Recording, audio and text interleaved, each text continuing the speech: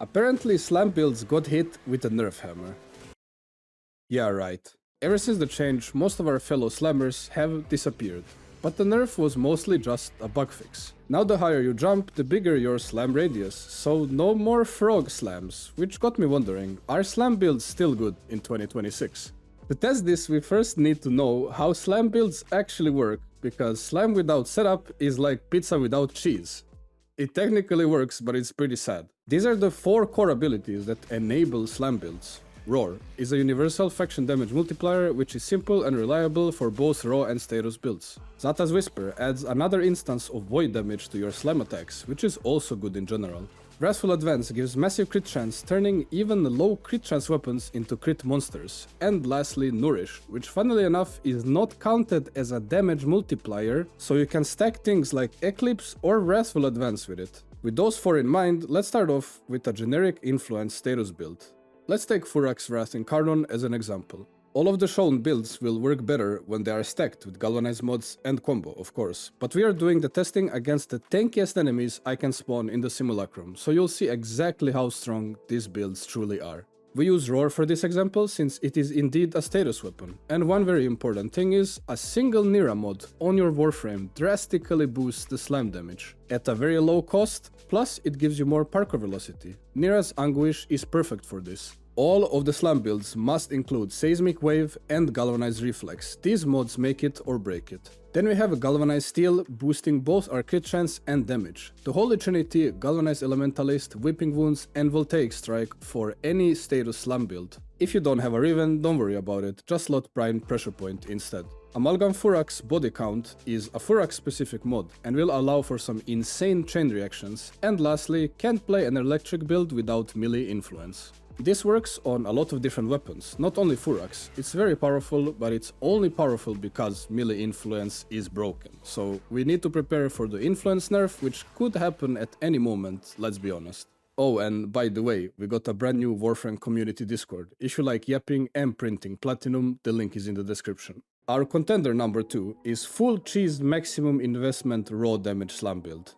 And for this we use the mighty Magistar Incarnon. Sancti Magistar gives more status chance, the regular one has more raw damage potential, so pick wisely. We use Magistar because it has the highest radius of all slam weapons, allowing for some insane interactions, like slamming the ground and destroying a cruise ship that's way up in the air. Following the core of slam builds, we add Pressure Point, Killing Blow and Primed Fever Strike for maximum raw damage, and Corrupt Charge, which adds more base combo. We also have Melee Retaliation, which further increases our damage.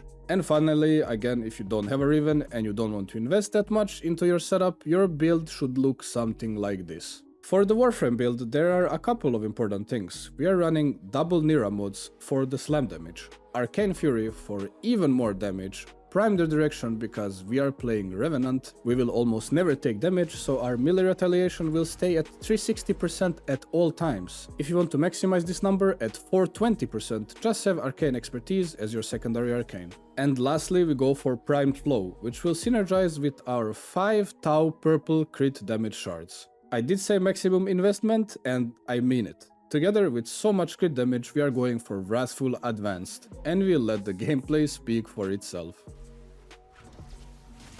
That's without any stacks, just jumping straight into the enemies. The worst thing of all is that you could easily squeeze even more damage by going Kullervo or Mirage, since these are the 2 frames that can abuse the Nourish subzoom mechanic, meaning they can run double ability multipliers. Or you could do Ash with Crescendo. There is just so many ways that Slam just works. But do you really need to optimize your damage more if you are already one-shotting 20 plus level cap enemies with one slam? I don't think so. Then we have the third variation of slam builds, and that's melee Affliction setups. This works best for weapons that have really high status chance or weapons like the Coda Mire, which has guaranteed toxin procs. Many people think that Affliction builds struggle with Eximus units, but in the case of the Mire, nope, you just slam 2 times and they disappear.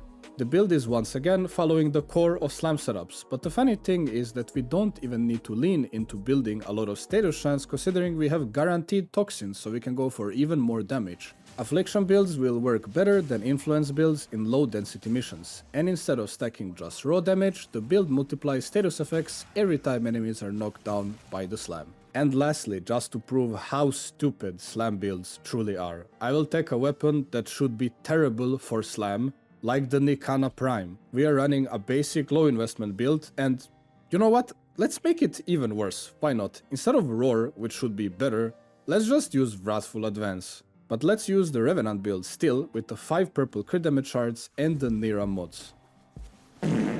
Oh, whoops, forgot to slot mods, my bad. Isn't that absolutely insane? So I have crippled the build as much as possible.